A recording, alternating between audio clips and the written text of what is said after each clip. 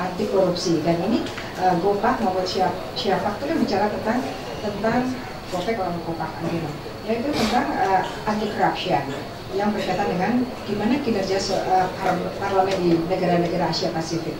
Jadi itu adalah hal-hal yang harus didahulukan. Kemudian iya, kalau berkaitan dengan, saya teruskan boleh tanpa pertanyaan. Jadi kalau berkaitan dengan bahwa korupsi yang mungkin berkaitan dengan parlemen, saya malah berpikir lebih pada legislasi lebih berbahaya sekali. Kalau lewat legislasi itu adalah secara lebih sistemik. Lewat undang-undang kan mereka kan main di undang-undang. Maaf ya Pak, saya berbicara seakan-akan tidak ada dia berdua aja kan. Jadi kan misalnya nanti, nah, sampai kita kan khawatir kalau undang-undang KPK atau undang-undang KPK atau undang-undang korupsi akan direvisi, kita ingin memasukkan illicit enrichment, kita ingin memasukkan trading of influence saja. Jangan-jangan malah nanti karena di otak-atik yang karena masuk ke globalization tadi, jangan-jangan malah nanti penyadapan yang dikurangi, gitu kan? Jadi kita kan khawatir. Jadi kekhawatiran itu lebih bagus nanti revisinya bukan revisi secara global, tapi memang sejak awal kita pesan kita hanya ingin menambahkan pasal-pasal ini atau merubah pasal tentang ini. Jadi itu bisa nggak ya Pak ya? Karena kita khawatir nanti mainnya kan maaf ya, boleh kan ya, mainnya nanti wakil-wakil kita tuh tidak sesuai dengan keinginan kita. Kita wakil-wakil hal-hal yang sudah kuat malah dilemahkan. Nah ini juga kekhawatiran bagaimana bisa seperti itu. Jadi jangan sampai justru ada sifat-sifat atau ada karakter proaktif itu justru pada waktu legislation activation itu, jadi aktivasi pada waktu membuat undang-undang itu menjadi permasalahan. Berkaitan dengan hal inilah, maka juga tentu saja rekrutmen boleh ya saya bicara. Tentu kalau kita akan melihat parlemen yang anti korupsi, yang bebas dari korupsi, tentu rekrutmen menjadi sangat penting. Kalau rekrutmen penting berkaitan dengan apa yang saya waktu itu juga hadir di acara Gopek dulu ya Pak ya, 2 bulan yang lalu, itu saya memasukkan pemikiran-pemikiran bahwa dalam rangka kegiatan pemilihan legislatif maupun pemilihan presiden, jangan sampai ada pendanaan kampanye itu berasal dari korupsi. Kalau ada pendanaan kampanye atau kegiatan partai, sebelum kampanye juga banyak kampanye terselubung ya Pak ya, boleh ya? Ternyata kampanye terselubung itu boleh ya? Oh boleh. Ya, jadi kalau yang uangnya banyak gampang mau kampanyenya kan? Iya, itu kan. Nah itu pakai dana apa? Nah, kalau bukan maksud saya, kalau dananya itu berasal dari korupsi itu berarti sudah terjadi. Dan kemudian kalau hasil dari atau pencarian dana dari uang hasil korupsi untuk kegiatan partai, berarti partai itu apakah dia pengurusnya, apakah keseluruhan partai itu telah melakukan pencucian uang. Artinya pencucian uang, pemikiran itu juga pada akhirnya dilegalkan lewat DPR. Di sinilah disetujuinya. Kalau itu juga dilakukan ya berarti terjadi ironi dong, seperti itu. Jadi ironi dia sendiri yang membuat undang-undang, mereka sendiri yang pakai gitu ya.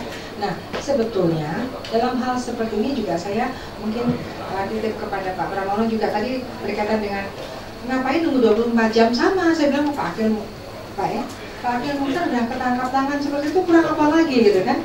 Jadi gini, undang-undang sudah nggak mengatakan begitu. Untuk menyatakan jadi tersangka, ditangkap untuk kepentingan untuk menyatakan jadi tersangka itu paling lama dalam 24 jam. Lah kenapa KPK harus nunggu 24 jam gitu, aneh kan? Kalau bisa 2 jam ya 2 jam aja, kenapa enggak gitu kan? Itu lebih kelihatan karena dia sangat yakin dong, apalagi sudah ada penyadapan sebelumnya. Itu apa sih menunggu 24 jam? Sehingga sekarang ada semacam kekeliruan yang menjadi benar karena sering diomong-omongin. Biasa di Indonesia kan begitu. Kalau keliru sering dikatakan dan kencang-kencang, yang keliru menjadi benar.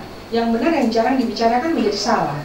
Ya kan yang benar adalah diberikan kesempatan 24 jam, no more, tidak boleh lebih dari 24 jam.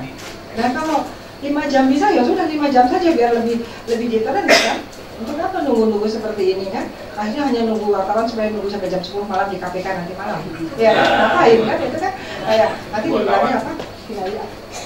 Dan festivalisasi lah. Ini kan ya itu satu. Saya juga kalau boleh berkaitan dengan tadi saya juga memikirkan bahwa mantan ketua MK kalau nggak salah itu mengatakan bisa nggak sih dituntut dengan pidana mati gitu kan? Saya pikir gini, satu, undang-undang korupsi kita ada pidana matinya, bukan tidak ada. Ada, ya di dalam pasal 2 ayat 2 itu jelas bahwa kalau korupsi dilakukan dalam keadaan darurat menurut undang-undang ini atau dalam keadaan atau dapat mengguncangkan perekonomian dan moneter atau dilakukan berkaitan dengan dana bencana alam, pidana mati bisa dijatuhkan. Nah, darurat dalam negara ini sebetulnya kalau presiden sampai menyatakan atau DPR menyatakan kita sudah darurat korupsi, karena itu bisa pidana mati bisa dijatuhkan. Dan kemudian saya sih baru wanti-wanti bahwa tadi saya berharap begini, boleh nggak? Kalau saya berharap presiden tadi waktu pidato mengatakan bahwa selain terima kasih, mengatakan bahwa presiden mengatakan ini adalah hukum adalah ditangani dengan hukum bukan politik, ya. Politik, hukum. Tapi harusnya oke, ini adalah masalah hukum, tapi karena yang bersangkutan adalah penegak hukum, simbol negara, ya, simbol lembaga itu kan simbol, dan kemudian dia adalah pejabat publik, pejabat tinggi setara dengan menteri dan ketuanya. Mestinya presiden mengatakan, tolong kalau boleh nggak? Kalau saya presidennya saya bilang, tolong kalau menegakkan hukum, tegakkan dan jatuhkan pidana seberat-beratnya. Iyalah, undang-undangnya ada kok, dan tidak menyalahi apapun menurut saya, karena memang ada. Jadi tidak ada satupun alasan untuk memperingan. Karena, nah, yang ada di Indonesia penegakan hukum itu mungkin juga nanti untuk legislasi adalah bagaimana mendorong suatu peraturan atau apa yang mendorong agar para hakim, para penegak hukum, jaksa juga apabila ada pelaku-pelaku kejahatan korupsi terutama kalau yang bersangkutan ini adalah pejabat publik, PNS bahkan atau ketua lembaga negara, itu harus diperberat sepertiga. Itu ada undang-undangnya sejak 1886 kita adopsi menjadi KUHP itu sudah jelas ada, undang pasal 52, 92 itu sudah mengatakan ke arah itu. Jadi apa yang membuat bahwa selama ini tidak pernah diterapkan? Bahkan sebaliknya, ketika itu anggota DPR, anggota itu adalah menteri, malah pidananya cenderung sangat lemah. Ini yang menguatkan bahwa memang hukum itu tajamnya ke bawah, tidak ke atas. Nah ini adalah hal yang bisa saya sampaikan sebelumnya. Terima kasih Bu Yanti, kita dapat tambahan ilmu yang lain. Teman-teman ada yang mau bertanya? Pak Firman, Pak John, sebelah kiri ada nggak? Pak Firman dulu.